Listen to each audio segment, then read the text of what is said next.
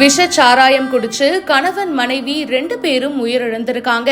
இந்த சம்பவம் சோகத்தை ஏற்படுத்தி இருக்கு. நேற்று முன்தினம் கருணாபுரத்துல விற்கப்பட்ட கள்ளச்சாராயத்தை அருந்திய பல பேருக்கு கண்ணெரிச்சல், வயிற்று வலி இந்த மாதிரி உபாதைகள் ஏற்பட்டுச்சு. உடனடியா அவங்க கள்ளக்குறிச்சியில இருக்கிற அரசு மருத்துவமனையில அனுமதிக்கப்பட்டாங்க. ஆனா சிகிச்சை பலன் இல்லாம அடுத்தடுத்து இப்ப வரைக்கும் 35க்கும் மேற்பட்டோர் இறந்து போயிருக்காங்க. இந்நிலையில ஒரே குடும்பத்தை சேர்ந்த கணவன் மற்றும் மனைவி 2 பேர் இறந்திருக்கிற சம்பவம் சோகத்தை ஏற்படுத்தி இருக்கு.